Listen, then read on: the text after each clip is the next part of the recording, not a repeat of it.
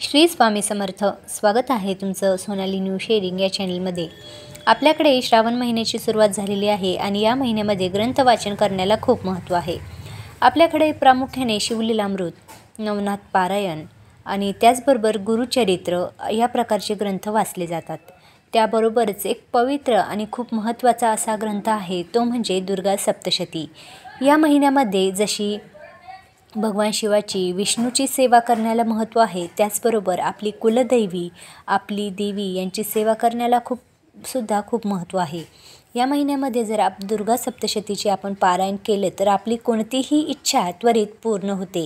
नवरात्रीमध्ये दुर्गा सप्तशतीचं पारायण करण्याला खूप महत्त्व आहे, तसेच पाठ करण्याला देखील खूप महत्त्व आहे. आपल्यालासुद्धा श्रावण महिन्यामध्ये दुर्गा सप्तशतीचा पाठ करायचा आहे. आणि असं नाही की आपण हा पाठ 9च करा किंवा 14च करा. तुम्ही अगदी एक पाठ केला तरी त्याची अतिशय जास्त पुण्यप्राप्ती तुम्हाला होणार आहे. म्हणून या पूर्ण श्रावण महिन्यामध्ये आपल्या हातून एकतरी देवीची सेवा म्हणजे दुर्गा सप्तशती पाठ हा झालाच पाहिजे. याने आपल्या कुलदेवीची कृपा आपल्यावरती अखंड होत राहते. तुमची कुलदेवी कोणतीही असली तरी तुम्ही दुर्गा सप्तशती पाठ हा करू शकता. यामुळे देवीची अखंड कृपा तुमच्यावर होते. कुठल्याही संकट तुमच्यावर येत नाही. धनधान्य संपत्तीने घर भरून जातं. अतिशय प्रभावी अशी ही देवीची सेवा आहे आणि ती आपल्याला आपल्या घरामध्ये करायचीच आहे. तर या सेवेचे नियम कोणते आणि याने आपल्याला काय फलप्राप्ती होते हेच मी तुम्हाला या व्हिडिओमध्ये सांगणार आहे. देवीचं चरित्र वर्णन केलेला हा 13 अध्यायी पाठ आहे. यामध्ये एकूण 700 श्लोक आहेत. अतिशय पुण्य पावन असा हा ग्रंथ आहे. या ग्रंथाचे 14 पाठ केले तर नवचंडी केल्याचं फळ लाभतं. तर दुर्गा सप्तशती पाठ कसे करावे हे आपण बघूया. सगळ्यात आधी सकाळी लवकर उठावं, ग्रंथ हा पाटावरती ठेवावा, ग्रंथाला हळद कुंकू अक्षदा वाहून घ्याव्यात, त्यानंतर त्याला एक लाल फूल अर्पण करावं, त्यानंतर दिव्यानं ग्रंथाला ओवाळावं. अशा पद्धतीने आपल्याला ग्रंथ हा पाटावरती ठेवून घ्यायचा आहे आणि त्याची पूजा करायची आहे. वेगळी कुठलीही पूजा मांडणी करण्याची गरज नाही. दुर्गा सप्तशती पाठ करत असताना मन पवित्र आणि एकाग्र ठेवावे. सात्विक आहार घ्यावा. या काळामध्ये परान्न घेऊ नये. दुसऱ्यांची निंदा नालस्ती करू नये. मन अतिशय एकाग्र आणि देवीच्या चरणी स्थिर करावं. दुर्गा सप्तशतीची आपण 1, 3, 5, 9, 11 आणि 14 अशा प्रकारे पाठ करू शकता. दुर्गा सप्तशतीचे 14 पाठ केल्याने आपल्याला नवचंडी केल्याचं पुण्य लाभतं. तर एक पाठ केल्याने सुद्धा आपल्याला भरपूर फायदा होऊ शकतो. आपल्याला जर आपल्या घरामध्ये कुलदेवीची कृपा प्राप्त करून घ्यायची असेल तर त्यांनी घरामध्ये नक्कीच दुर्गा सप्तशतीचा पाठ करावा. सांसारिक अडीअडचणींकरिता ही उपासना ताबडतोब लागू पडते. सांसारिक जीवनात येणाऱ्या समस्या, आर्थिक प्रश्न, भांडणे, कोर्ट कचेऱ्या आणि यासाठी या ग्रंथाच्या माध्यमातून आदिमाता जगदंबाची आराधना करणाऱ्या साधकाचे कल्याण होते. त्याला ग्रहपीडा, भूतबाधा, दुःख, वन्य पशु यांचा कुठलंही भय राहत नाही. तो धनधान्याने संपूर्ण होतो आणि संपूर्ण मंगल घडवण्याची ताकद ही या ग्रंथामध्ये आहे.